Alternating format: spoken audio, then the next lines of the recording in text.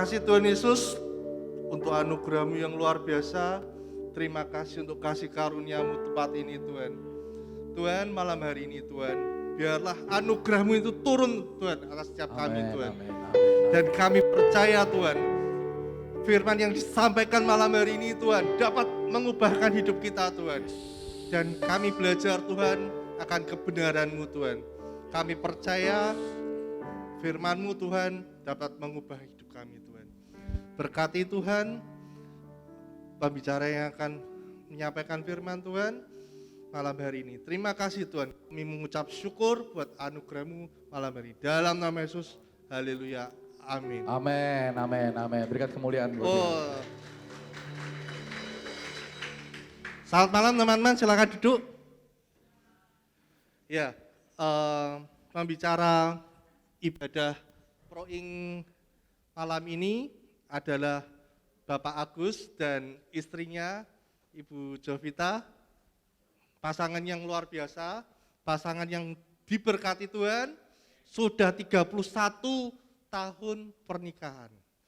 Sudah punya 3 anak, benar ya? Punya 3 anak dan 2 cucu. Wah. Ini dan 1 menantu ya. Ya, ini profilnya keluarga yang diberkati Tuhan dan wow, luar biasa. Dia juga adalah pembicara juga di MOU ya Pak ya. Sudah dari 2008 representatif rumah konseling AK3 dari tahun 2018 dan dia juga menulis 3 buah buku yang luar biasa. Ya, tidak usah panjang lebar lagi, kami undang Bapak Agus dan Ibu Jovita. Silakan.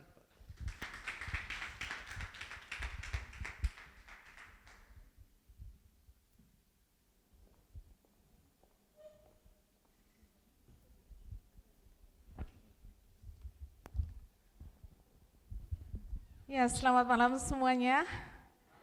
Shalom, senang bisa ada di tempat ini. Ini pasangan suami istri enggak ya? Yang datang nih berpasang-pasangan atau sendiri-sendiri? Yang datang dengan pasangannya angkat tangan. Duduknya sudah sebelahan ya. Pak Handi belum sebelahan ini. Biasanya gereja itu memisahkan suami istri. Jadi kalau bisa ini acara khusus untuk suami istri, duduklah bersebelahan. Jadi bisa sikut-sikutan nanti. Oke ya, malam ini kami diminta untuk berbicara tentang healthy life, healthy sex, dan healthy marriage. Kalau saya tanyakan, tema ini tujuannya apa? Sebuah tema pasti punya tujuan, bukan? Kira-kira kalau judul temanya seperti ini nih, harapannya seperti apa?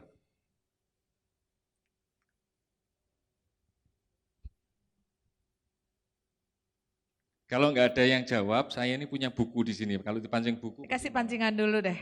Siapa yang jawab? Ini buku nanti giveaway ya. Kami sudah menulis 2 buku, mestinya 3 buku, tapi yang 1 kompilasi. Ya. Jadi tema malam ini adalah healthy life, sex, and marriage.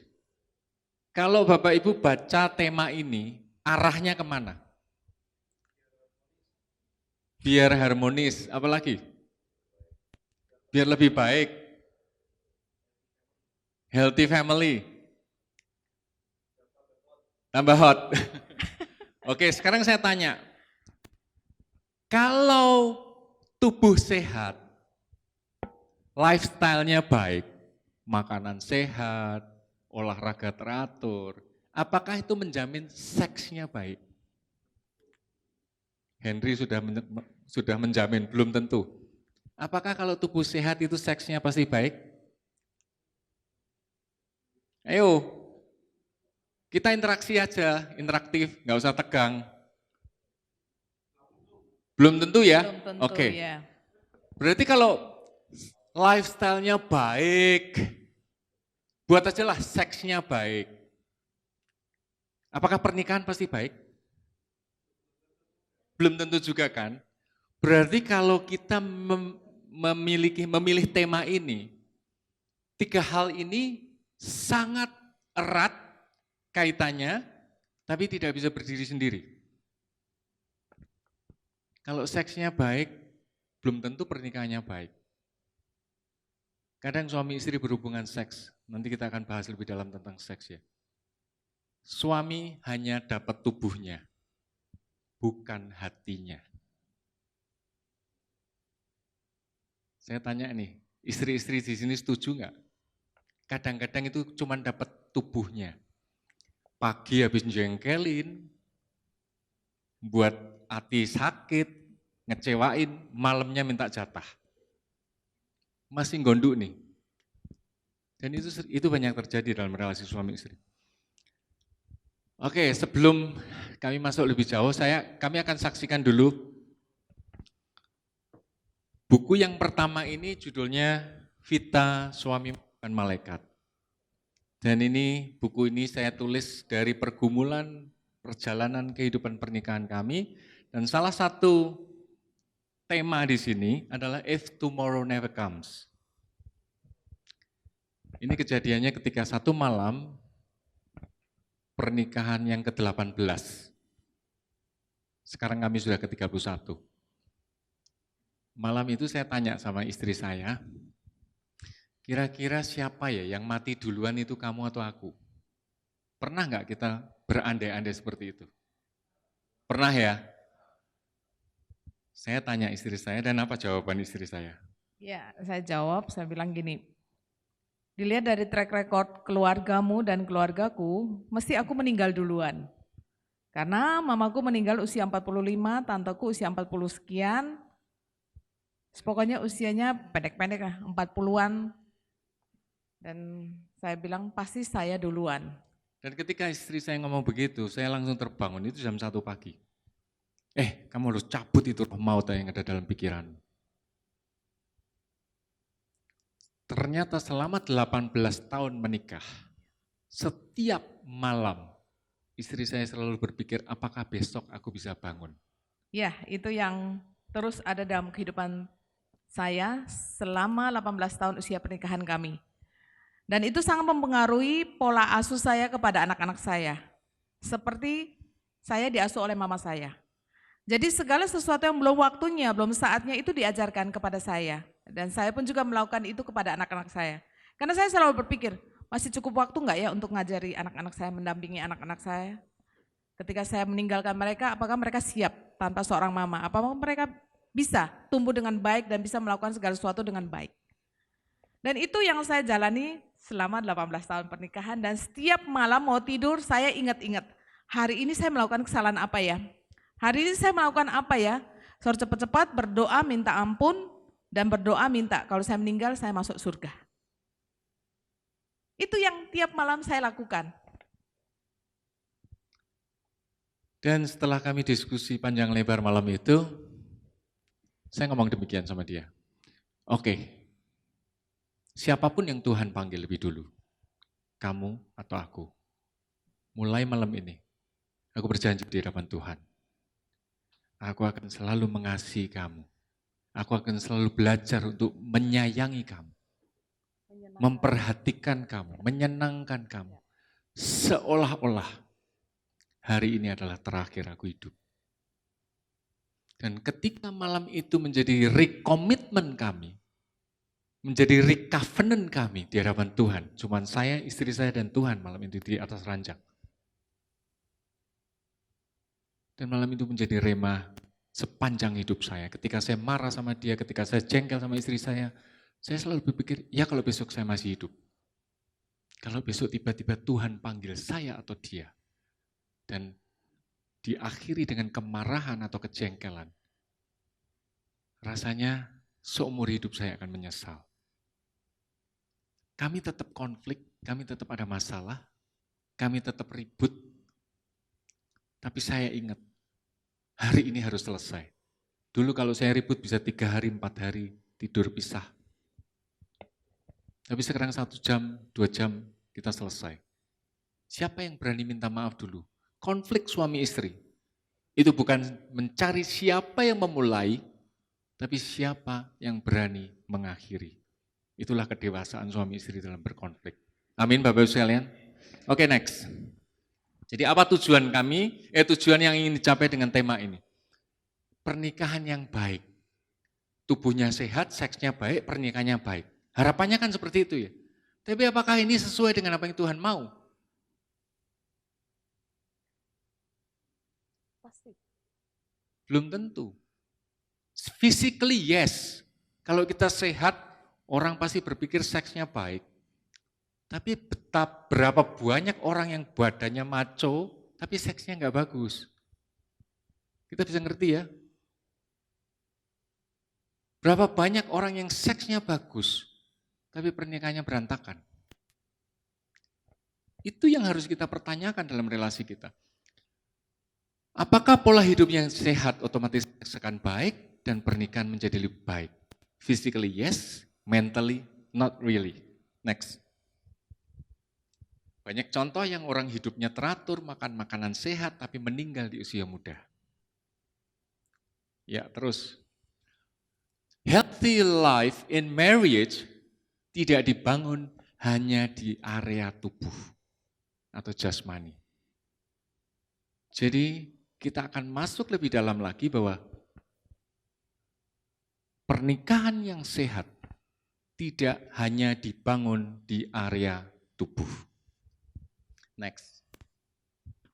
Jadi pernikahan yang sehat harus terbangun di 3 ranah yang berbeda, tubuh, jiwa, dan roh.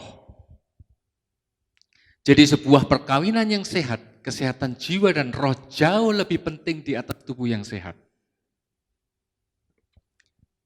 God, ini personality atau karakter, communication, management conflict, intimacy, dan God. Saya akan bahas di sini. Ketika kita masuk pernikahan, personality atau karakter itu kita bawa. Istri saya juga bawa cetakan itu. Saya membawa cetakan dari orang tua saya. Sepanjang usia pernikahan saya belajar dari mereka, saya melihat bagaimana papa saya memperlakukan mama saya, bagaimana mama saya berkomunikasi dengan papa saya, itu saya lihat bertahun-tahun dan saya bawa masuk ke pernikahan. Sama dengan istri saya. Dia juga melihat pola yang sama dari keluarganya selama bertahun-tahun dan kami ketemu dengan cetakan yang berbeda. Apa jadinya ketika kami ketemu dan kami punya pola sendiri, istri saya juga punya pola sendiri. Istri saya akan cerita dikit tentang keluarganya, bagaimana dia dibesarkan, kenapa harus berbeda dengan saya. Pengennya menyatu, tapi karena pola asuh, pola didik yang berbeda sehingga begitu masuk kita butuh penyesuaian. Dan itu butuh kerendahan hati dari suami maupun istri, sehingga kita bisa bersatu.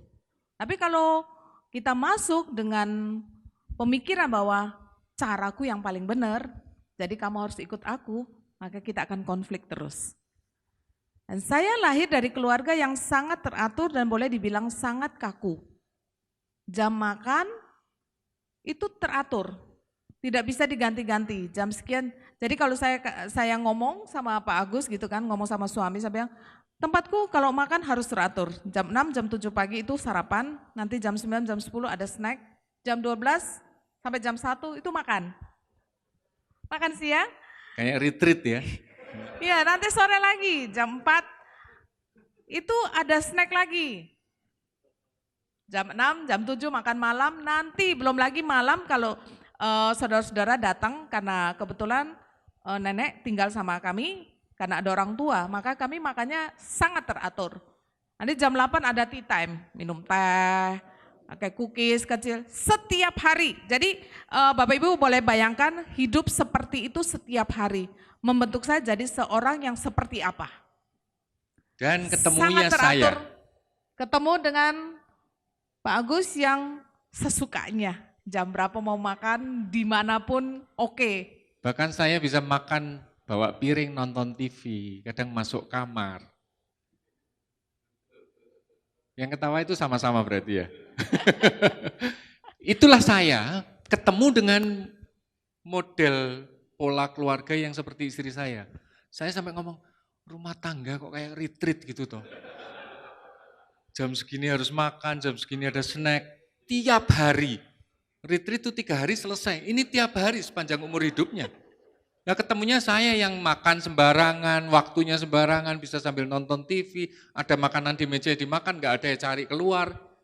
Itu saya dan istri saya ketika kami belum punya anak, no problem. Tidak ada masalah. Tapi ketika anak pertama kami lahir dan dia sudah bisa makan sendiri, saya masih pakai pola lama, anak saya ikut, piring dibawa sambil nonton TV dan sebagainya. Itu yang saya ajarkan kepada mereka. Sampai akhirnya istri saya ngomong, kamu kalau nggak berubah polamu, kamu akan menurunkan pola-pola buruk dari keluargamu. Keluarga saya diomong buruk sama dia. Jadi itu yang saya rasakan ketika anak pertama kami lahir dan dia sudah bisa makan sendiri. Kalau saya egois, kalau saya ngomong, ya suka-suka dong ini rumah-rumahku, aku cari uang sendiri, ini aku mau makan di mana terserah. Kalau saya egois seperti itu, apa jadinya rumah tangga kami? Saya belajar untuk memangkas pola-pola yang jelek, memangkas pola-pola yang tidak berkenan untuk kami masuk ke rumah tangga yang baru. Kebiasaan buruk, tidak teratur, sampai detik ini pun kalau saya pakaian kotor saya lempar, meskipun ada tutup dan harus dimasukkan, saya pasti taruh di atasnya. Itu sampai sekarang loh Bapak Ibu sekalian. Tapi kalau istri saya ngomel, buka aja nggak usah pakai tutup. Beli yang nggak usah pakai tutup, karena pakai tutup toh saya taruh di atasnya. Dan itu anak-anak saya nurun semua. Nirunya niru saya, bukan niru teratur sama seperti istri saya. Iya, kalau mama itu jadi masalah terus dalam keluarga itu kami ribut. Tapi seharusnya kita sadar bahwa perubahan sesungguhnya ketika kita bisa menerima pasangan kita tidak berubah, itu kita berubah. Tapi kalau kita nunggu sampai dia berubah, sampai Pak Agus berubah, kalau masukkan pakaian kotor harus buka tutupnya, masukkan terus tutup lagi, saya pasti akan jengkel seumur hidup saya ketika saya masih Cepet tua. bersama dengan dia. Nah, jadi saya berpikir ya sudahlah, namanya juga manusia berbeda, kita harus belajar menerima ketika pasangan kita tidak berubah. Itu perubahan yang sesungguhnya. Kalau di depan sini ngomongnya begini. Iya, tapi kan tetap Tapi kalau harus. di rumah saya sering diomelin, kamu tuh ya Tetap- anak-anak ngikut kamu gitu kan. Tetap harus dibicarakan, tetap harus diingatkan. Ya saya Karena belajar juga, itu, saya belajar juga. kalau enggak kan anak-anak kan ngikut semua kan, nah Ini itu. kalau malah kita tengkar di atas nih. Oke, ya jadi kita ketika kita berangkat menikah, itu kita bawa personality kita, karakter kita. Kalau kita tidak bisa berubah, aku memang orangnya begini, dari dulu begini, papaku mendidik aku sampai sehari ini seperti ini, sampai aku jadi seperti ini. Ketika kita bersikuku dan pegang pola yang kita bawa, selamanya kita tidak akan pernah bisa berkomunikasi dengan baik dengan pasangan kita. Mengerti ya? Ketika kita bersikuku dengan karakter kita, dengan bawaan kita dari keluarga kita, dan tidak mau berubah ketika ketemu pasangan kita, itu akan jadi konflik terus setiap hari. Jadi kita harus menyadari karakterku itu seperti apa. Belajarlah ke pola keluarga, mengenali keluarga asal. Bagaimana keluarga asalku? Bagaimana papaku memperlakukan mama? Saya kasih contoh sedikit. Ada satu kesaksian ketika sepasang suami ini konseling dengan kami. Suami ini hidup dengan mama yang dominan. Jadi anak ini hidupnya tinggal bersama mamanya yang dominan. Jadi segala sesuatu diputuskan oleh mamanya. Papanya tidak berperan dalam rumah tangga. Dan anak ini tidak pernah melihat papanya berpelukan dengan mamanya. Karena semua diurus oleh mamanya, segala sesuatu diatur oleh mamanya. Ketika dia menikah, dia ketemu dengan seorang perempuan yang lahir dari keluarga yang hangat. Dia bisa melihat papa mamanya berpelukan, bisa melihat papa mamanya guyonan, hangat keluarganya. Kalau saya cerita ini, apa yang menjadi ekspektasi perempuan dan apa yang menjadi ekspektasi laki-laki? Laki-laki berpikir, aku kalau menikah enggak mau dapat orang yang seperti mamaku. Kasihan papaku. papaku enggak berperan di rumah. Istrinya, calon istrinya, aku kalau menikah, aku pengen punya suami yang seperti papaku. Bisa meluk aku, bisa guyonan, bisa hangat. Bayangkan, orang dengan pola keluarga yang seperti ini, menikah dengan perempuan yang seperti itu. Ekspektasi perempuan, suaminya bisa memeluk dia. Ekspektasi laki-laki, dia tidak pengen wanita yang suka ngomel. Tapi karena ekspektasi perempuan ini tidak didapat di laki-laki ini, ngomel nggak? Uring-uringan nggak? Uring-uringan. Pertama mungkin masih santai, tapi bertahun berjalannya pernikahan, dia nggak puas dengan hidupnya. Kalau healthy life, healthy sex, healthy marriage, dia nggak merasakan kepuasan.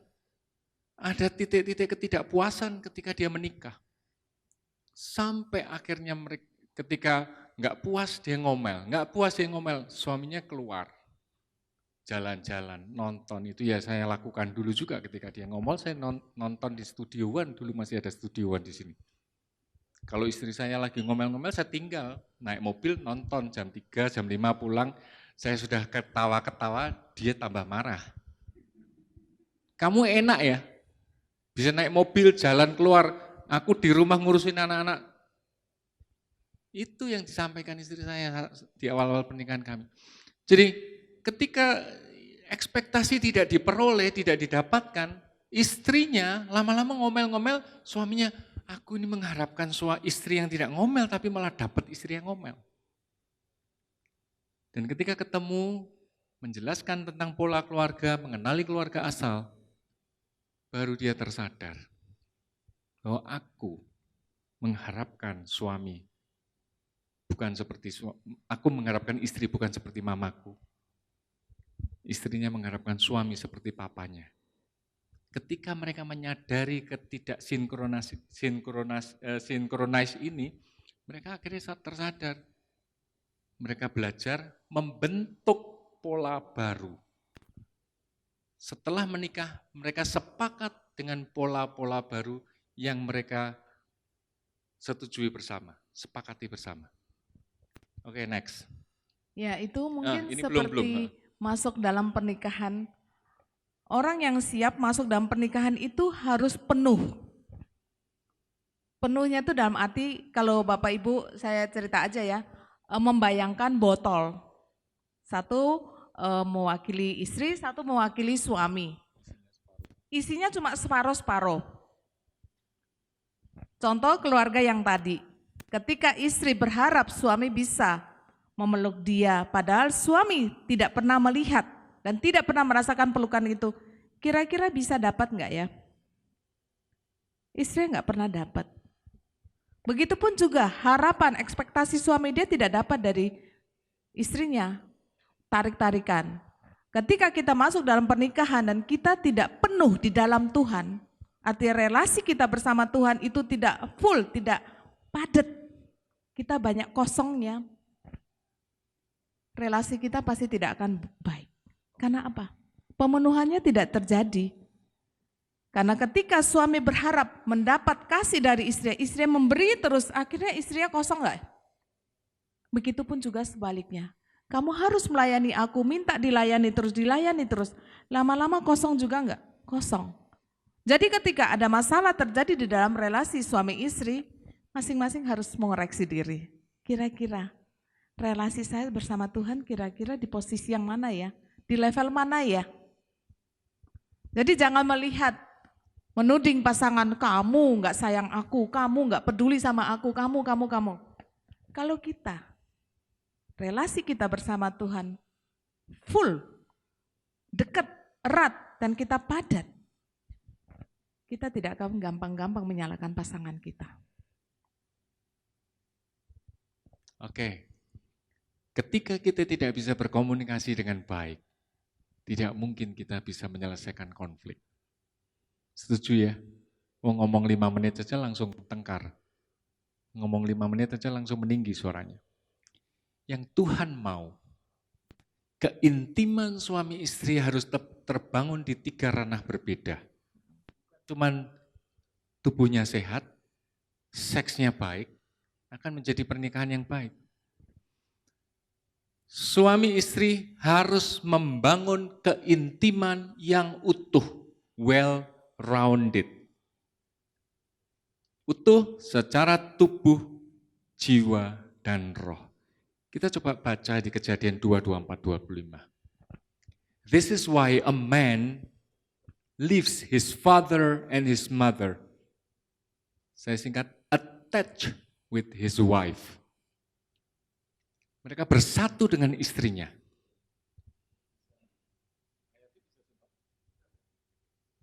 Jadi ketika kita masuk ke pernikahan, kita itu meninggalkan ayahnya dan ibunya bersatu dengan istrinya, menjadi satu daging. Ayat yang ke-25, maka keduanya telanjang dan mereka tidak menjadi malu. Apa yang dalam benak Bapak Ibu sekalian ketika kita mendengar kata telanjang?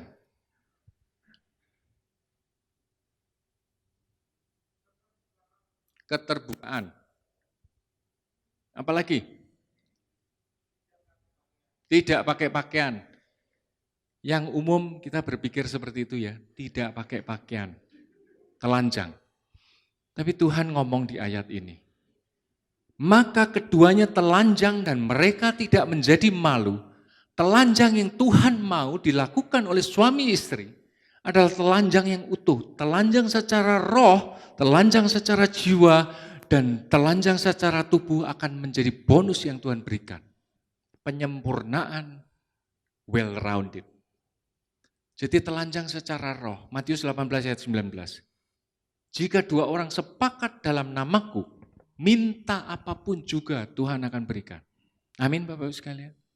Ini kita telanjang secara roh. Saya sering berdoa dengan istri saya ketika saya lagi stres, lagi ada masalah, ada segala sesuatu. Yuk kita berdoa yuk. Sepakat, aku doain. Ini aku lagi enggak nyaman, lagi kehilangan damai sejahtera dengan pekerjaan, dengan keuangan, dengan masalah. Kami sepakat minta kepada Tuhan, menurunkan damai sejahteranya. Ketika 2 orang sepakat minta apapun juga, inilah kesepakatan roh, ketelanjangan roh di hadapan Tuhan. Kita bisa nyembah bersama. Saya terberkati dengan worship-nya Doni. Biasanya saya lihat di Instagram saja. Ini saya lihat dekat sekali. Ya, Luar biasa. itu telanjang secara roh. Telanjang secara jiwa. Itu ketika suami istri perasaannya itu berani diungkapkan. Jadi tidak ada ketakutan di situ. Berapa banyak suami istri ketika mau ngomong sesuatu takut. Jangan-jangan kalau aku ngomong seperti gini istriku marah. Atau jangan-jangan aku menyampaikan keinginanku ini suamiku marah. Jadi tidak berani terbuka ngomong apa adanya. Takut ribut. Mungkin ada rasa sakit hati mau ngomong gini ya. Aku tadi kurang nyaman loh ya, kamu waktu bicara di depan, kamu kok seperti ini, kamu tadi kenal sama, bicara sama cewek itu, kok kamu seperti gini, aku merasa kurang nyaman, atau sebaliknya. Perasaan-perasaan itu tidak berani diungkapkan, karena takut. Padahal firman ini kalau kita mau menelisik lebih dalam lagi, maksudnya ketelanjangan itu tidak hanya tubuh, tapi ketelanjangan secara perasaan, jiwa. Pikiran kita, keinginan-keinginan kita, perasaan kita seperti apa tuh kita harus ungkapkan. Jadi benar-benar relasi suami istri itu tidak ada yang ditutupi. Semuanya diungkapkan. Aku merasa nyaman. Aku suka kalau kamu berlaku seperti begini. Aku enggak suka ketika kamu begini. Itu kita sampaikan. Tentu dengan kata-kata yang baik. Ya, bukan habis dengar kita ngomong, semua harus diungkapkan gitu. Terus ngomong tidak pakai hikmat, nanti jadi ribut Bapak Ibu ya. Jadi ketika itu mau diungkapkan juga harus minta hikmat Tuhan. Bagaimana cara mengungkapkan yang paling baik dan tepat. Sehingga tidak menimbulkan masalah baru. Kami punya pengalaman dengan teman kami ketika naik mobil bersama. Kami biasa makan di mobil. Dan ketika istri saya lapar, minta, aku lapar. Aku pengen makan. Ya, saya ngomong. Jadi komunikasi di mobil itu seperti begini. Pak Agus ditawari makan kan. Yuk kok makan dulu yuk. Pak Agus jawab gini, aku kenyang nih. Dia bilang dia kenyang. Tapi saya bilang, aku mau makan, aku lapar. Saya ngomong, aku lapar. Nah setelah itu teman saya, mereka juga suami istri, dia bilang gini, kamu kok berani toh? Suamimu katanya nggak pengen makan, kamu lapar, kamu kok berani ngomong? Iya, kenapa? Kalau aku takut, dia bilang. Loh, kamu lapar kok, kamu takut ngomong sama suamimu? Iya, nanti dia nggak seneng. Saya bilang, loh ya nggak boleh toh. Kalau kamu lapar ya kamu harus ngomong, kamu lapar. Nah dari situ dia bilang, terus kan mulai ngomong-ngomong kan, tanya-tanya, terus saya ajari dia, ya kamu harus ngomong, kalau kamu lapar kamu harus ngomong. Masa hal perut kamu lapar aja kamu gak berani ngomong, salah itu. Ada yang gak beres ya di dalam relasi mereka berarti. Ya, saya dengan istri saya pun begitu. Saya orangnya intim, saya gampang ketemu orang ngomong, bahkan di awal-awal pernikahan kami, saya lupa kalau sudah menikah dan bawa istri. Ketika saya jalan di mall, saya ketemu temen gitu ya, saya bisa asik cerita, hahaha, lupa kalau saya bawa istri. Dan istri saya coba memancing saya dengan jalan-jalan di depan saya ini. Di mall gitu kan, lihat-lihat. Pikirnya dia supaya saya panggil dia. Tapi pikiran saya, oh istri saya sudah sibuk sendiri. Jadi saya biarin sampai pulang, dia ngomel sama saya, di mobil diem. Kamu marah ya? Kenapa toh kok marah? Enggak, saya kejar terus. Apa karena gini? Akhirnya dia ngaku, aku enggak suka kamu bawa aku tapi aku enggak dikenalin. Aku dianggap apa? Gitu kan. Ya dianggap istri dong ya kan? Ini terlalu baper gitu kan. Sampai berulang-ulang, bertahun-tahun saya selalu ngomong, gitu aja kok masalah sih. Pakai cek lain, gitu aja kok masalah sih. Kalau dia komplain tentang kelakuan saya, tentang tingkah saya, selalu gitu aja kok masalah sih. Sambil mukanya nggak enak ini. Itu bertahun-tahun. Sampai satu hari, istri saya ngomong gini, mungkin bagi kamu nggak masalah, tapi bagi aku masalah. Karena ini masalah perasaanku terhadap kamu. Kalau kamu biarkan terus ini berlangsung, lama-lama rasa banggaku sama kamu akan hilang. Keren ya, ancamannya keren. Kalau kamu terus-terusan seperti ini, tidak memperdulikan aku, pelan tapi pasti rasa sayangku sama kamu, rasa banggaku sama kamu, hilang. Aku sudah nggak peduli lagi sama kamu juga. Itu yang terjadi. Cara komunikasi yang diubah membuat saya tersadar. Saat itu juga saya tersadar. Saya belajar bagaimana berpikir dengan cara pikir pasangan saya. Jadi ada 5 poin yang Bapak Ibu perlu tahu. Pikir, rasa, posisi, perspektif, dan persepsi. Saya belajar untuk berpikir dengan apa yang istri saya pikirkan, untuk meminimalisasi konflik. Saya berpikir, kalau saya yang diperlakukan seperti itu, saya suka enggak? Saya merasakan yang dirasakan istri saya mencoba untuk bertukar posisi. Ketika saya melakukan itu, saya berperan sebagai istri.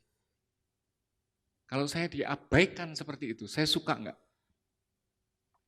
Ketika saya sudah bertukar posisi, saya bisa punya perspektif yang sama tentang sebuah konflik, tentang sebuah rasa yang tidak senang.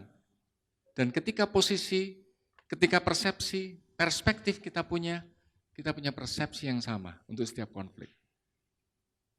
Oke, ini kok sudah lihat jam apa sudah habis waktunya? Atau diakhiri sekarang aja? Oke, next. Jadi kita harus tahu fase-fase ketidakpuasan dalam pernikahan. Fase awal, fase tengah, fase akhir. Fase awal itu seperti apa? Ketika kita masuk pernikahan, waktu masih pacaran, itu sabar, rajin jemput, rajin nemenin. Tapi setelah menikah, ternyata nggak sabaran, ternyata suruh sendiri-sendiri. Kamu kan sudah bisa nyetir, kamu berangkat sendiri aja. Dulu diantar jemput. Ketika fase awal ini ditandai banyaknya perasaan kecewa, sakit hati, kurang dihargai, merasa diabaikan, terluka dan marah, namun tidak ada niatan untuk membahas dan mengurainya. Membiarkan karena takut ribut. Takut seperti omongan gitu aja kok masalah. Keluar dari suami. Dan realita tidak sesuai dengan ekspektasi. Dulu ekspektasinya suamiku ini orangnya sabar, orangnya perhatian, ternyata setelah menikah nggak keluar lagi yang itu. Itu cuma bulan promosi. Ya kan? Bulan promosi ketika mereka mau pacaran, kasih yang bonus-bonus yang macam-macam. Next, fase tengah. Pada fase ini kekecewaan dan luka hati semakin menumpuk dan intensitas kemarahan makin meningkat.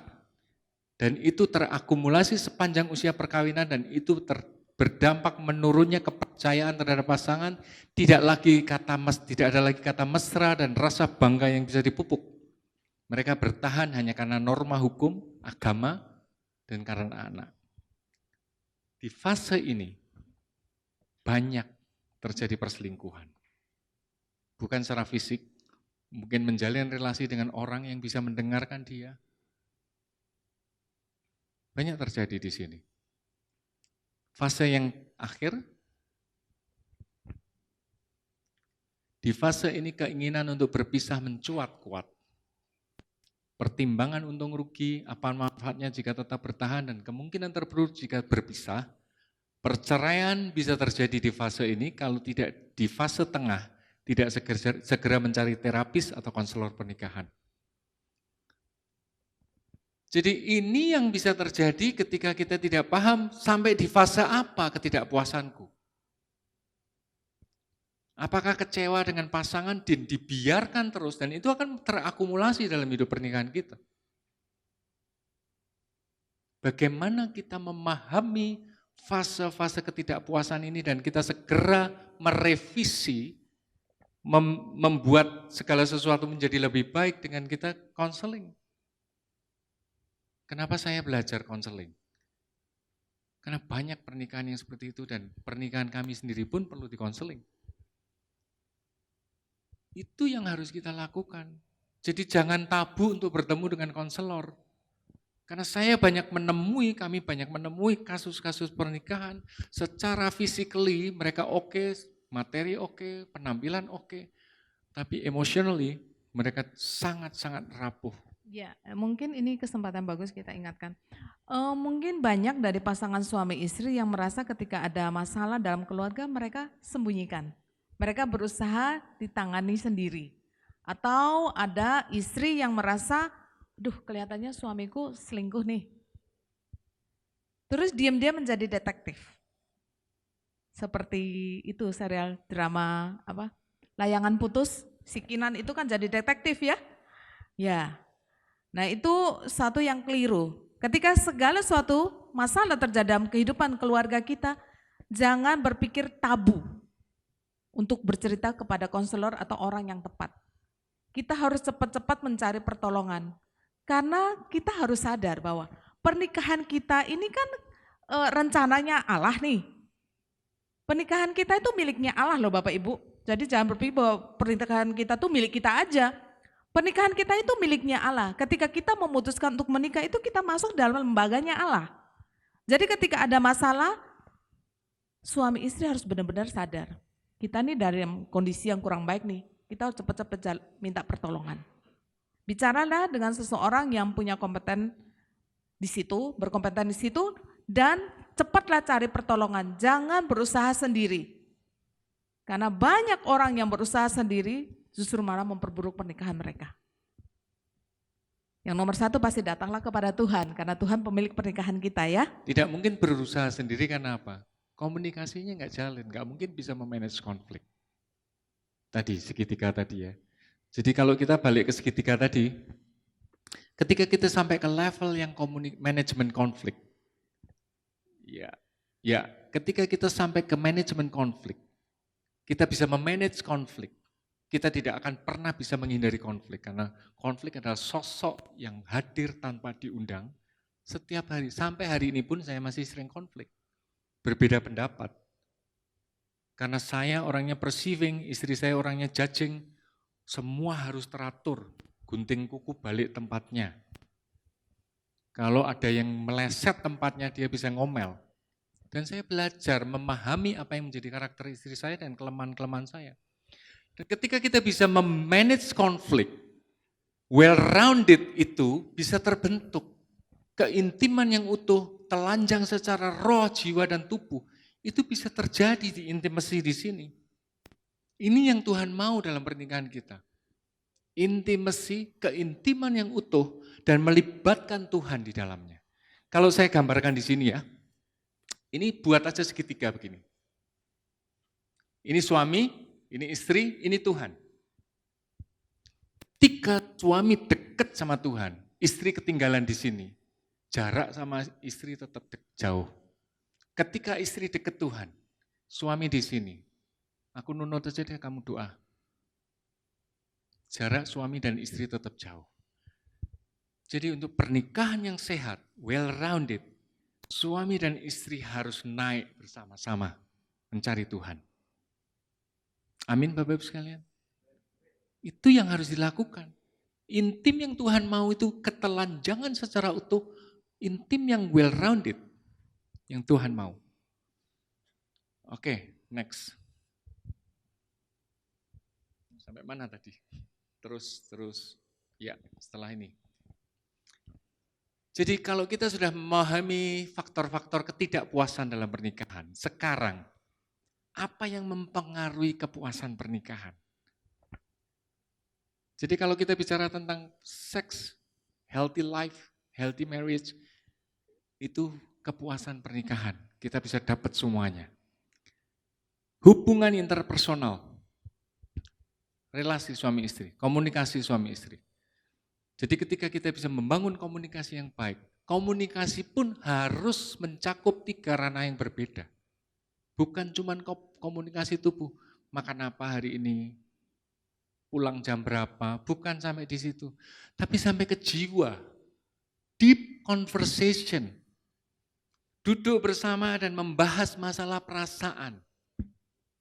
Kami sering nongkrong di mall, cuman berdua, ngobrol tentang perasaan, ngobrol tentang anak-anak, ngobrol banyak hal. Menyelesaikan masalah biasa kami Menyelesaikan keluar. masalah biasanya kami keluar. Bapak Ibu ada tips 1, kalau lagi konflik, jangan mencoba menyelesaikan di rumah. Pasti suaranya keras-keras. Suaranya pasti meninggi. Saya pasti ajak istri saya untuk keluar. Makan enak. Kalau makan enak, kita ngomong soal konflik, pasti rada kendor. Bener ya, bapak-bapak ya? Coba itu, dicoba nggak apa-apa. Saya pernah gara-gara mangga, saya bisa konflik sama istri saya. Di depan rumah saya, itu ada pohon mangga. Mangganya sudah ranum-ranum, kami masuk, parkir mobil dan istri saya cuma nyeletuk gini, wih mangganya sudah matang-matang itu kalau nggak dipetik bisa busuk itu. Udah tua. Udah tua. Saya masuk rumah kan di celana pendek, saya naik pohon mangga itu, metik mangga digigitin semut. Gini-gini, dapat 3 kresek, saya pengen cepat-cepat mandi, saya taruh di teras. Kok ketawa? Mangganya saya taruh di teras, saya mandi. Kebetulan kamar mandi saya tembus dengan dapur. Istri saya di dapur, ngomel dia. Kerja kok enggak tuntas. Gondu ya. Kerja kok enggak tuntas. Itu kalau ditaruh di luar kan nanti bisa ngeringet. Kalau di tas kresek mangga kan kemeringet gitu kan. Kan mangganya jadi rusak nanti gini-gini. Bentuknya jelek. Saya di kamar mandi langsung teriak, "Hei, sudah diambil mangga, ada terima kasih malah ngomel," gitu kan. Saya langsung responsif di situ. Saya keluar ngomong, lanjutin lagi. Kamu enggak terima kasih, malah aku digigitin semut, kamu enggak tahu. Malah ngomel, Loh aku cuma ngomong sendiri, ngomong sendiri tapi aku denger. Waduh, begitu saya di dapur kan sampai kerja aku nggak tuntas. Dia nyaut, aduh, kok kekerasannya. Ngomong sama mbaknya, aduh kerungu gitu kan. Siang itu juga saya ajak dia, saya masih jengkel nih, dia belum minta maaf sama saya masih jengkel. Saya ajak makan, keluar, kan kalau lagi jengkel kan kita nggak main HP kan, HP taruh, jangan main HP, taruh, ngobrol. Kamu tahu nggak, aku melakukan itu untuk menyenangkan kamu, tapi responmu menyakiti aku. Kayak puitis banget. Oke, terus dia minta maaf, ngobrol, gini kan. Ya aku nggak maksudku gitu sih, itu kan gini, dia menjelaskan mesti. Ya tetap salah kamu kalau ngomong begitu sama aku. Saya posisinya menang. Meja sebelah, waktu kami makan meja sebelah, itu WA saya. Kalau aku sama Cik Vita, saya itu seneng loh lihat Pak Agus sama Cik Vita dari masuk rumah makan sampai makanan keluar sampai selesai nggak pegang HP. Ternyata lagi nyelesain konflik juga jadi berkat buat orang lain. Dia seneng bisa lihat kami enggak pegang HP. Kebetulan kami kan bergerak di pernikahan. Pantas ya Pak Agus belajar banyak ya dari situ. Saya belajar banyak. Padahal kami juga kalau lagi di mall kadang-kadang main HP sendiri-sendiri. Kalau lupa. Tapi saat itu Tuhan bisa pakai konflik kami untuk memberkati orang lain. Saya mau belajar sama istri saya Pak. Tidak pegang HP saat kita makan. Luar biasa ya Tuhan ya. Konflik pun, menyelesaikan konflik pun bisa jadi berkat buat orang lain. Ketawa ya Pak? Kayak gitu. Next. Tingkat kerohanian. Jadi ini ya, perlu dipahami bahwa pernikahan yang sehat dan memuaskan bukan berarti lepas dari masalah dan pergumulan. Tidak juga bebas dari konflik dan kecewa. Kepuasan pernikahan terjadi ketika suami istri bisa sepakat bergandeng tangan dalam mengurai setiap konflik yang terjadi. Ya. Konflik tidak memisahkan suami istri, tapi konflik adalah harga yang harus dibayar untuk keintiman yang lebih dalam. Konflik adalah bagian dari proses mengenal emosi pasangan, mengenal hot button. Di Amsal 27 ayat 17, kenapa setiap konflik harus kita bahas? Setiap ketidakpuasan harus kita bahas. Harus kita perjuangkan untuk itu. Iya, mungkin ini saya akan bacakan buat Bapak Ibu. Amsal 27 ayat 17, besi menajamkan besi, orang menajamkan sesamanya. Ya.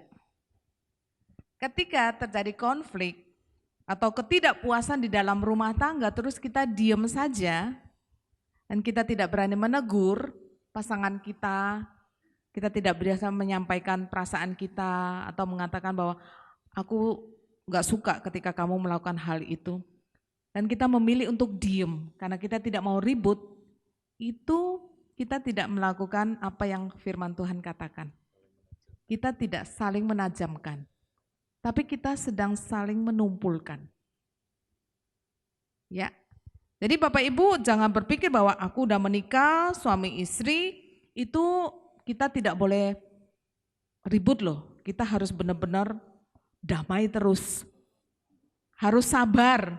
Ketika pasangan menyakiti aku harus sabar. Karena sabar itu baik.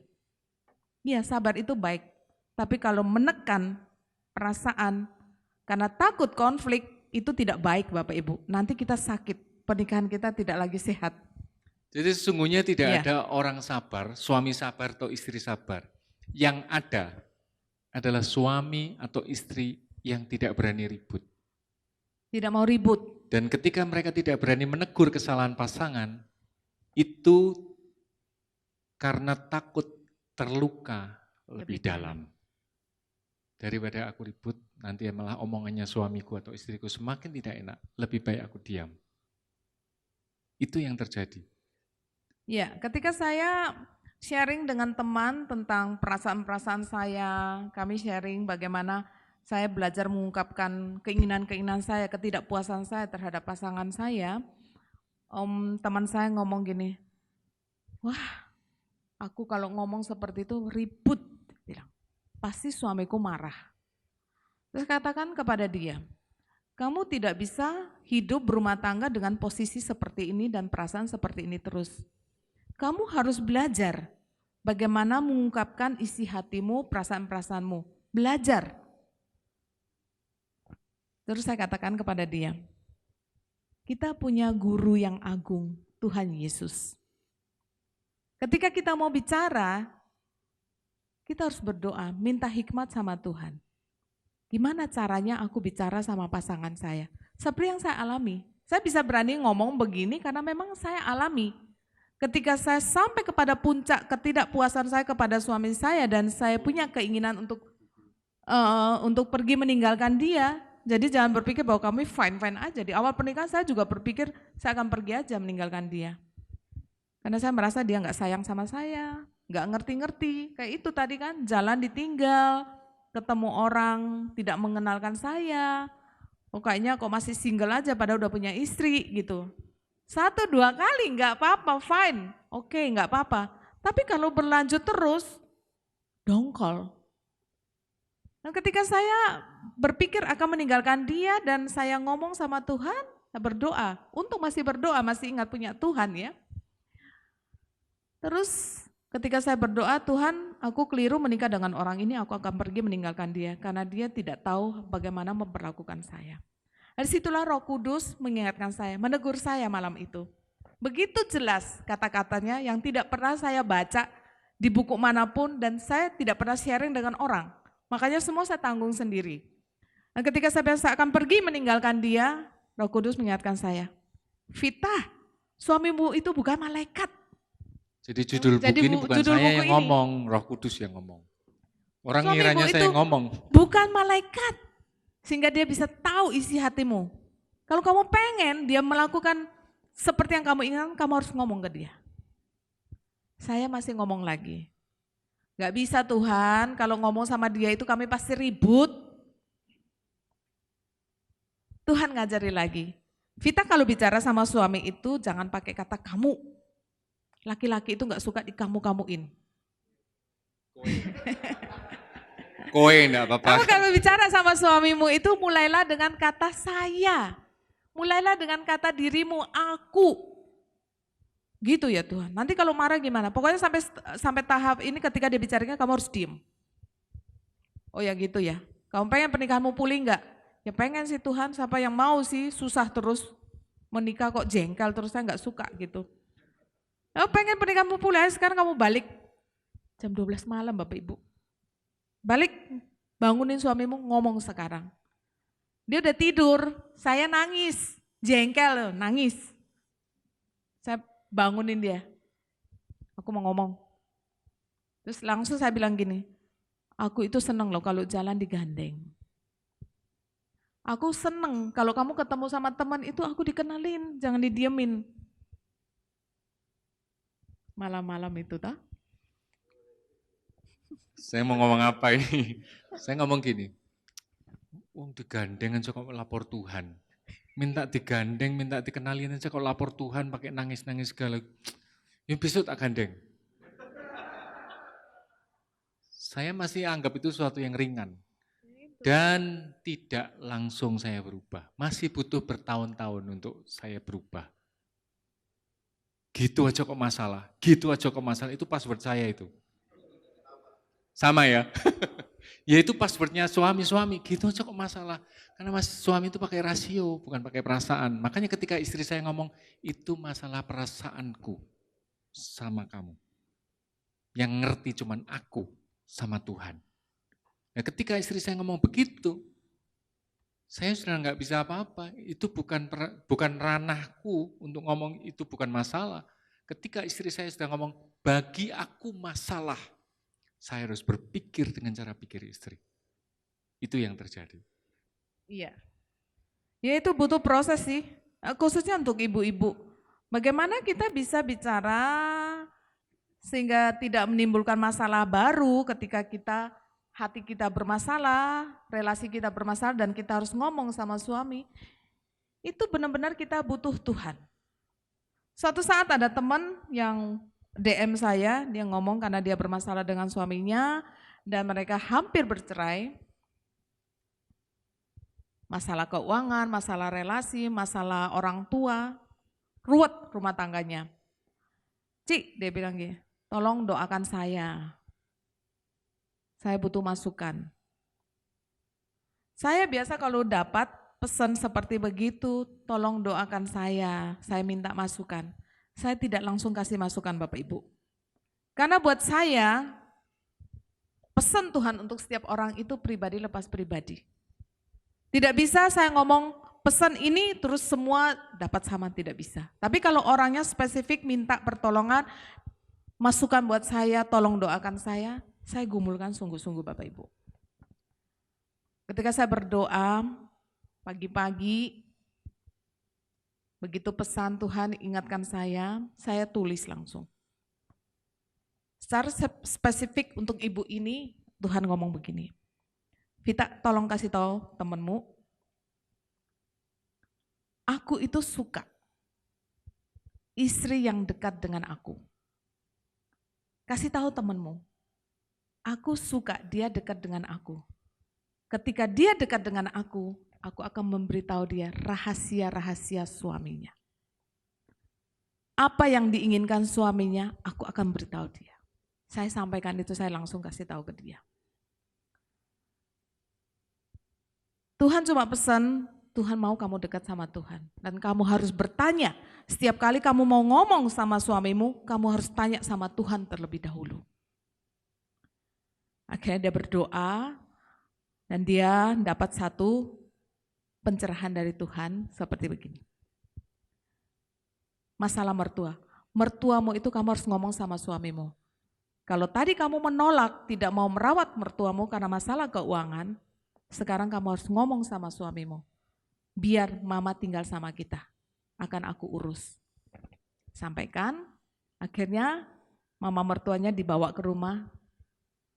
Dan puji Tuhan, mama mertua dalam kondisi sakit dan dia diberi kesempatan untuk merawat 1 bulan. Setelah itu mertuanya kembali kepada Tuhan. Ya, jadi kadang kita butuh, khususnya para istri itu harus melekat sama Tuhan. Saya nggak bisa ngomong apa-apa lagi, tidak ada cara lain, tidak ada cara yang paling manjur. Cara yang paling manjur untuk para istri sehingga keluarganya baik, healthy marriage, yaitu para istri harus dekat dengan Tuhan. Tidak ada cara lain. Karena apa? Istri itu penolong. Istri itu penolong suami. Dan ketika istri itu menjadi penolong suami, dalam terjemahan bahasa Ibrani-nya tuh, itu kalau diterjemahkan tuh, penolong itu bukan menolong cuci baju, setrika baju, bersihin rumah, notor rumah, bukan seperti itu ya ibu-ibu ya. Penolong itu mengelilingi suami dengan doa.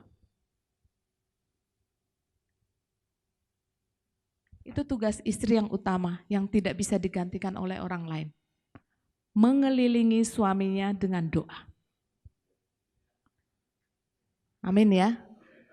Jadi kalau mau bicara, orang-orang kan bilang tuh istri itu cerewet. Jangan diaminkan ya ibu-ibu ya, kita tidak cerewet. Jadi ketika kita mau ngomong, kita tanya dulu sama Tuhan, tepatnya bicara itu seperti apa. Kalau bicaranya sembarangan kita ribut, suami kita jengkel sama kita. Contoh seperti begini, suami saya itu suka makan tahu tempe kacang-kacangan, emping. Asam urat. Nah itu nanti asam urat.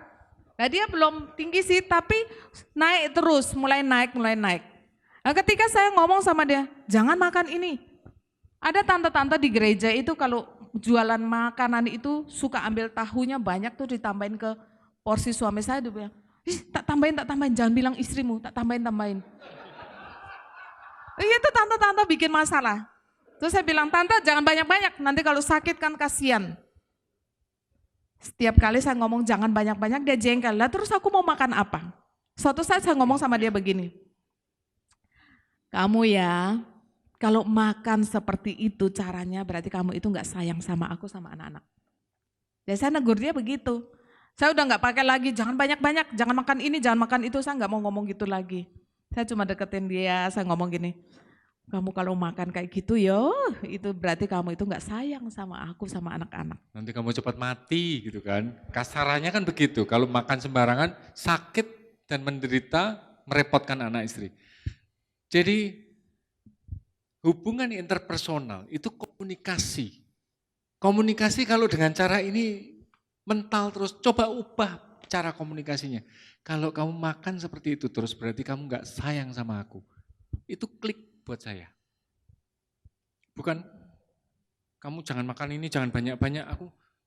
Aku ini bisa darah tinggi bukan karena penyakit tapi karena larangan makan yang kamu masukkan ke telingaku gitu. Ini enggak boleh, ini enggak boleh. Darah tinggi bukan karena makanan tapi karena larangan istri. Benar ya Bapak-bapak ya? Ya. Amin, jangan diaminkan.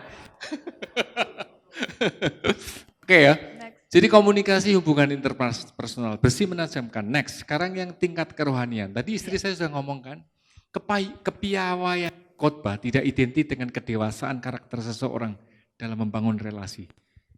Bapak Ibu boleh pinter khotbah, pinter menyampaikan firman Tuhan. Tapi ketika relasi dengan pasangan tidak bisa dirasakan, kasih seperti apa yang Tuhan mau, itu seperti gong yang gemerincing.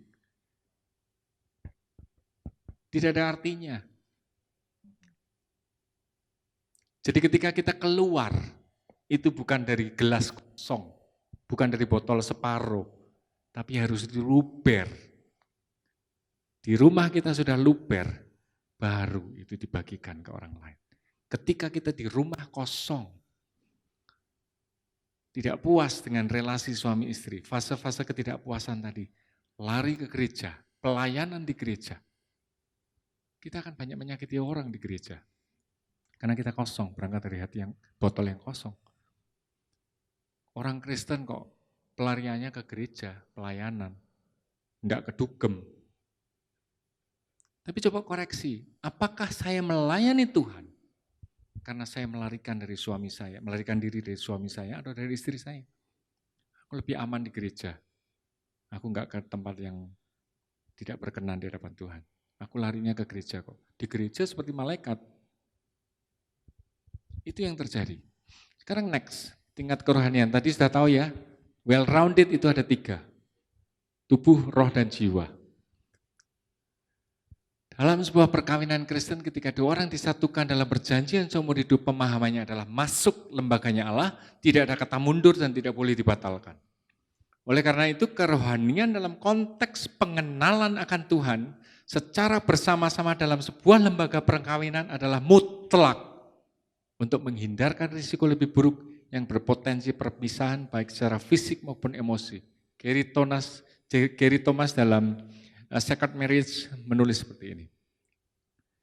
Jadi menikah ketika kita fokusnya hanya tubuh, seks, supaya tidak berdosa, itu salah di hadapan Tuhan. Fokusnya harus tetap roh, harus mencapai ke titik yang Tuhan mau. Suami istri harus naik bersama-sama mencari Tuhan. Ketika kita bersama-sama sepakat satu roh di dalam Tuhan, secara jiwa kita tidak ada ketakutan untuk berbicara. Karena masing-masing dikuasai oleh roh Tuhan. Ketika kita tidak takut untuk berbicara, roh Tuhan sudah menguasai kita. Seks menjadi bonus yang Tuhan berikan buat kita. Bukan tujuan, tapi bonus yang Tuhan berikan ketika kita bisa membangun keintiman roh dan keintiman jiwa bersama Tuhan. Itu yang harus kita pelajari. Next. Sekarang masuk ke keintiman tubuh. Seks merupakan karya Tuhan untuk suami istri dalam ikatan perjanjian seumur hidup. Di luar itu, seks tidak dikenan Allah. Dosa seks dalam relasi suami istri. Saya berdoa di tempat ini, tidak ada yang masih mengkonsumsi VCD porno. Karena itu dosa di hadapan Tuhan.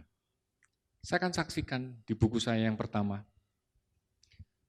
Tahun 94, kami berpikir bahwa nonton VCD porno itu sah ketika kita sudah disatukan dalam pernikahan. Tapi sampai satu hari, saya boleh saksikan, saya mengalami disfungsi seksual. Dan saat itu juga Tuhan menegur saya, Agus, aku pengen matamu kudus, aku pengen perbuatan tindakanmu kudus, dan pikiranmu kudus. Saat itu juga saya buang VCD porno saya. Tahun 94, 4 tahun kami menikah. Dan kami lakukan itu, nonton VCD porno. Saat itu juga Tuhan mengingatkan, ketika kita nonton VCD porno, tontonan dewasa, itu sama dengan menarik orang ketiga masuk ke ranah intim kita. Dan kita tidak melihat pasangan kita sebagai ciptaan yang serupa dan segambar Allah. Tapi kita hanya melihat pasangan kita hanya sebagai pemuas nafsu. Dan itu melecehkan Allah. Amin Bapak Ibu sekalian. Jadi ketika kita melakukan hubungan seks dengan pasangan kita, tapi kita terimajinasi dengan tontonan kita sebelumnya, itu sama dengan melecehkan Allah. Meskipun kita melakukan dengan pasangan kita. Karena secara pikiran kita, saat kita melakukan hubungan seks, kita tidak melihat dia sebagai istri kita tidak melihat dia sebagai ciptaan Allah, tapi hanya pemuas nafsu apa yang sudah kita lihat. Iya. Ketika suami istri menikah itu Tuhan memberi hadiah. Hadiah itu seks Bapak Ibu. Dan itu harus dinikmati berdua suami istri. Dan kita harus waspada ketika Tuhan memberikan seks kepada kita, iblis itu juga memberikan tawaran-tawaran lain kepada kita. Dia akan berusaha merusak hadiah yang Tuhan kasih dengan apa? Tadi VCD porno. Godaan-godaan di luar sehingga terjadi perselingkuhan. Itu cara-cara iblis merusak relasi kita bersama Tuhan. Merusak relasi kita berdua dan juga relasi kita bersama Tuhan. Coba kita sedikit ke ketika Adam dan Hawa melanggar perintah Tuhan. Tuhan bilang, kamu boleh makan semuanya di sini, kamu makan boleh, tapi satu ini enggak boleh. Dan ketika mereka jatuh di dalam dosa, yang mereka lakukan apa? Mereka sembunyi kan? Takut. Adam, Adam, di mana engkau? Sini Tuhan sembunyi. Kenapa kamu sembunyi? Malu, telanjang. Ya kan? Ketika mereka taat dan mereka hidup di dalam kekudusan bersama dengan Allah Bapa di surga, mereka tidak melihat ketelanjangan mereka karena fokus mereka hanya kepada Tuhan. Begitupun juga suami istri, ketika kita hidup di dalam kekudusan dan kita benar,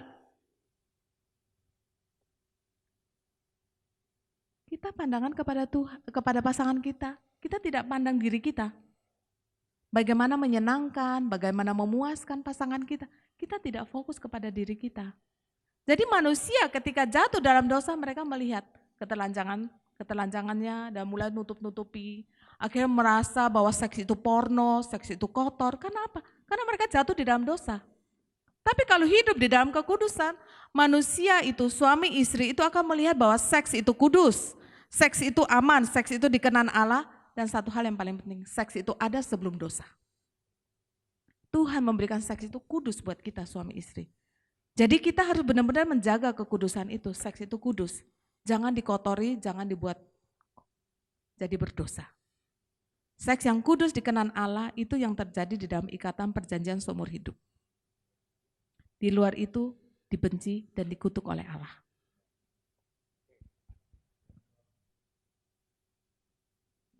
Waktunya sudah hampir habis, Jadi suami istri tidak membangun keintiman yang suami istri yang tidak bisa membangun keintiman yang utuh, coba koreksi apakah ada dosa tersembunyi.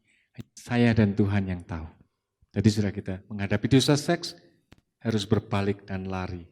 Ingat Raja Daud ketika dia melihat Bathsheba sedang mandi, dia mengamati, dia mencari informasi, dia mengundang, akhirnya tidur dan hamil.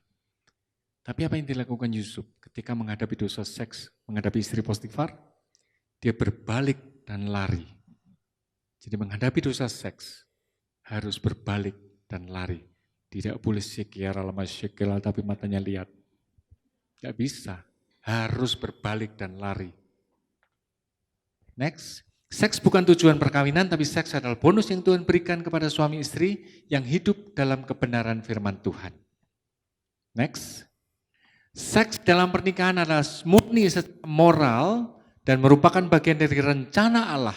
Allah menciptakan seks untuk dinikmati dan merupakan satu bagian yang berarti dari pernikahan. Tapi ia tidak pernah bermaksud menjadikannya sebagai aspek yang paling penting dari hubungan suami istri. Jadi dalam pernikahan, seks bukan tujuan tapi bonus yang Tuhan berikan ketika suami istri hidup dalam kebenaran firman Tuhan. Saya ada lelucon seperti ini, kalau menikah paling usia 1-5 tahun itu seperti pesawat tempur. Terbang lihat musuh langsung tembak terus. Nggak peduli dimanapun. Tapi kalau sudah usia-usianya nambah, sudah bukan pesawat tempur lagi, tapi pesawat pembom. Muter-muter dulu, lihat lokasi memungkinkan atau enggak, baru dibom. Tapi kalau sudah semakin tambah umurnya, seks sudah tidak menjadi tujuan. Kemampuan seks sudah menurun. Itu seperti helikopter. Bunyi tok tapi tidak nembak-nembak. Ya, bunyi terus tapi tidak nembak-nembak. Itu suami istri yang sudah umurnya sudah senior-senior. Seksnya tidak menjadi tujuan. Sudah tidak menjadi tujuan. Jadi ketika kita menjadikan seks tujuan, kita akan kecewa di akhir umur kita. Oke, next. Kolose 3 ayat 5, 13 ayat sampai 17. Saya akan bacakan untuk menutup kita malam ini ya.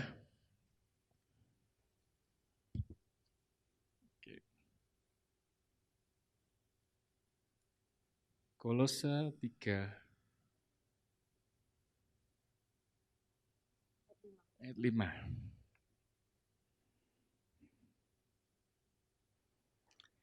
Karena itu matikanlah dalam dirimu segala sesuatu yang duniawi, yaitu percabulan, kenajisan, hawa nafsu, nafsu jahat, dan juga keserakahan yang sama dengan penyembahan berhala.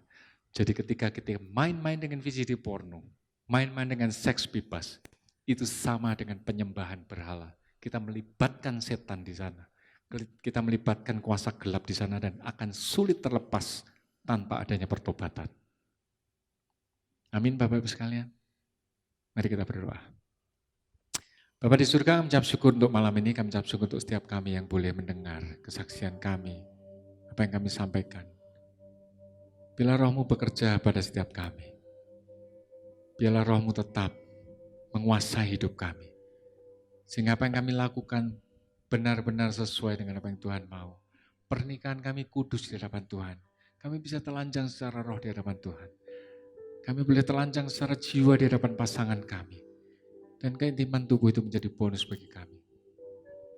Tuhan biarkan apa yang sehat, bukan hanya tubuh kami, tapi roh kami Tuhan. Jiwa kami sehat di hadapan Tuhan. Untuk kami boleh menikmati pernikahan yang sesuai dengan Tuhan mau. Terima kasih Tuhan.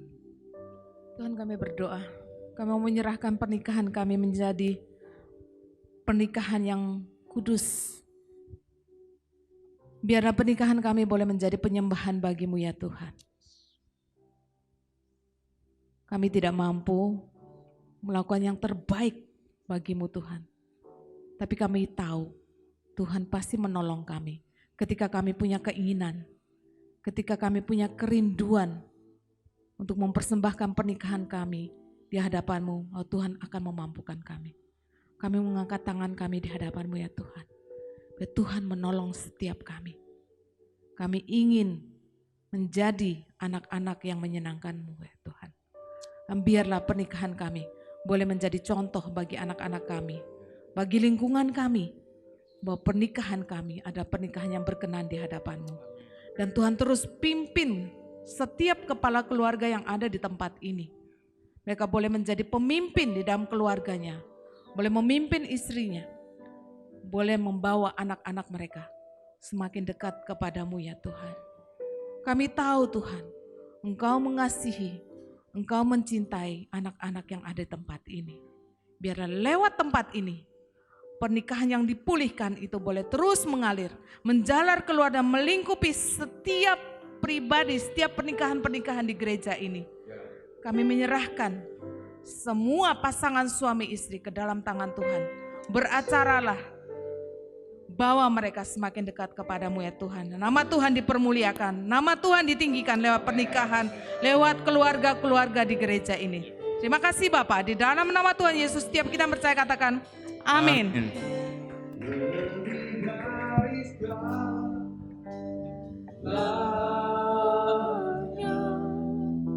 Ku ingin Kau Tuhan, yes Lord,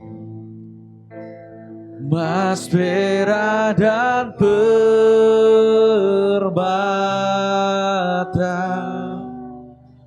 tiada artinya. Ku ingin lebih dekat Tuhan, ku ingin lebih dekat, bersekutu denganmu. Jadikanku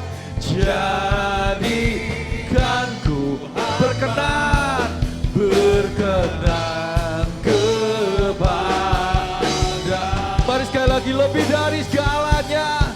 Oh, lebih dari segalanya.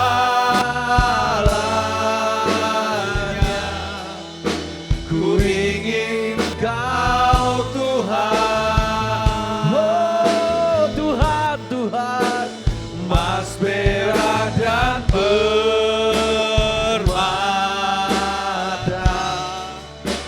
tiada arti. Mari semua yang lebih dekat, rindu lebih dekat. Ku ingin lebih, ku ingin lebih dekat, bersekutu denganmu. Jadikan Tuhan berkenan kepada. Jadikan kami, oh, jadikan ku hamba berkenan kepada. Jadikan, oh, kami hamba-Mu. Jadikan ku hamba berkenan kepadamu.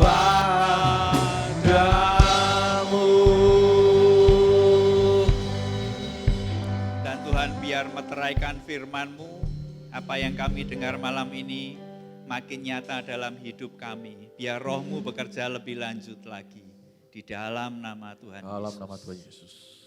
Amin. Amin, amin, amin. Ya teman-teman semua, terima kasih juga buat Ko Agus, Cik Vita, buat sharingnya begitu memberkati. Ya teman-teman yang tidak menikah atau belum menikah, ya ini pelajaran yang bagus untuk pembekalan juga ya. Jadi jangan sungkan ya, enggak apa-apa. Ini anak saya pun hadir, dia belum menikah juga. Enggak apa-apa, semua belajar. Ya tidak ada yang tabu, asal pikiran kita kudus ya. Tidak ada yang tabu, tidak ada yang jorok, tidak ada. Asal pikiran kita kudus, semuanya untuk kemuliaan nama Tuhan. Segala sesuatunya akan kudus ya. Oke, kita akan akhiri ibadah malam ini buat teman-teman yang nanti akan memberikan persembahan. Di belakang ada kotak. Kita ada snack untuk kita bisa berhenti sebentar, nikmati sharing fellowship sebentar, baru bisa pulang ya, saling kenal satu dengan yang lain. Yuk kita bangkit berdiri, kita akan tutup ibadah malam ini.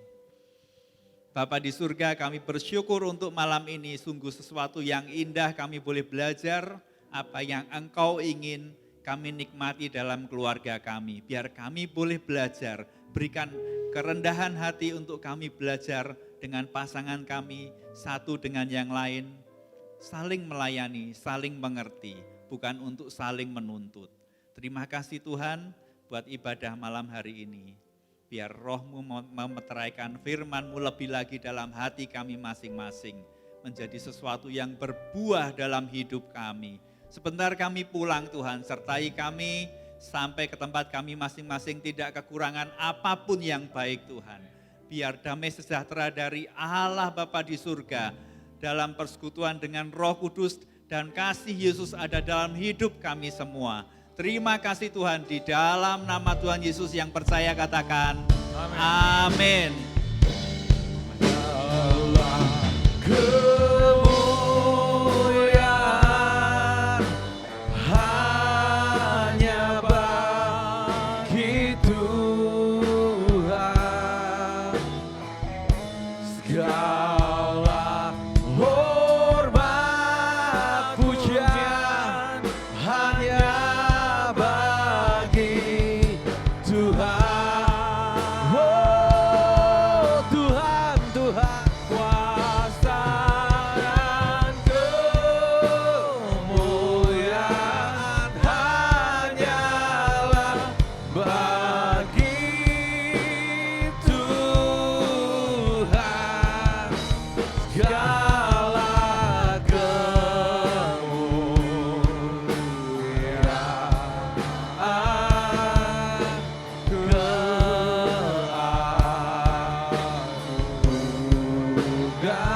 kehormatan, kejayaan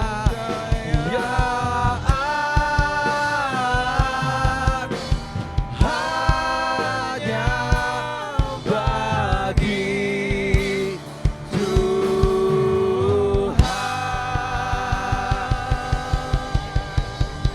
Selamat malam, Tuhan Yesus memberkati semuanya.